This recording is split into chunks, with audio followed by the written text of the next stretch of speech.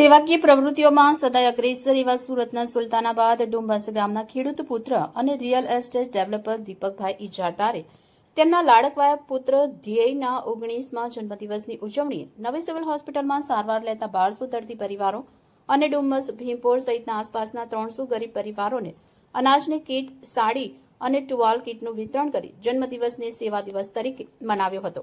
તારીખ 21મી ડિસેમ્બરના રોજ સવારે 11:30 કલાકે દીપકભાઈ ઇજારદાર અને તેમના પુત્ર ધ્યેયએ નવી સિવિલ હોસ્પિટલ કેમ્પસમાં આરએમઓ ડોક્ટર કેતન નાયક અને નર્સિંગ એસોસિએશનના ઉપપ્રમુખ ઇકબાલ કડીવાલા તેમજ સામાજિક આગેવાન હેમંત ગાયવાલાની ઉપસ્થિતિ સાથે ગરીબ દર્દી પરિવારોને અનાજ, સાડી, ટુવાલની 1200 અનાજની કીટનું વિતરણ કરવામાં આવ્યું। नमस्कार सौने जय श्री राम। આજે 21/12/2025 રવિવારના દિને મારા એકના એક પુત્ર ધ્યેય દીપક ઇજારદાર ની વર્ષગાંઠ છે, 19મી વર્ષગાંઠ છે। તો આ વખતે ધ્યેયની વર્ષગાંઠમાં કરોડોનો ખર્ચો કરીએ તો એને ડાયવર્ઝન આપવાનું નક્કી કર્યું છે અને તે પ્રમાણે એ ડાયવર્ઝનના અનુસંધાને આજે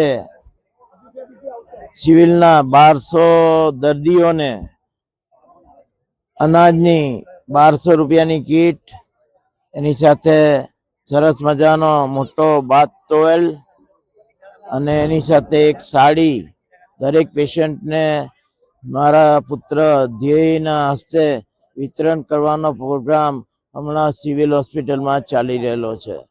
અને ત્યારબાદ 2:30 થી 5 મારા ઘરે સત્યનારાયણની કથા છે અને પછી પ્રસાદ લઈને એનું કેક કટિંગ થશે અને પછી બધા મિત્રોએ અને કુટુંબીજનોએ તેમજ પત્રકારજનો મિત્રોએ સાથે ભોજન લેવાનું રહેશે અને પછી આતશબાજી સાથે આ બર્થડે સેલિબ્રેશનનો અંત આવશે। जी आपનું નામ? મારું નામ ધ્યેય ઇજારદાર છે। આજે મારો જન્મદિવસ છે। આજે મારા બર્થડે સેલિબ્રેશન હારું અમે સિવિલ હોસ્પિટલના પેશન્ટોને 1200 કિટ પ્રોવાઈડ કરે છે અને એની સાથે બાથ ટોવેલ અને એક સાડી આપે છે।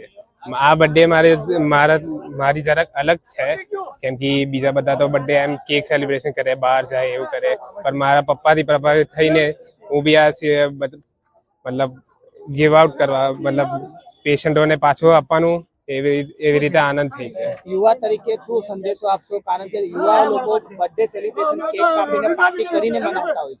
યુવાઓ તો પાર્ટી કરે છે પણ એ લોકો મસ્તી સારું કરે છે અને મારે પપ્પાથી પ્રભાવિત થઈને મારે બધા સેવા કરવી છે, મતલબ પીપલ હારું જ સેવા કરવી છે।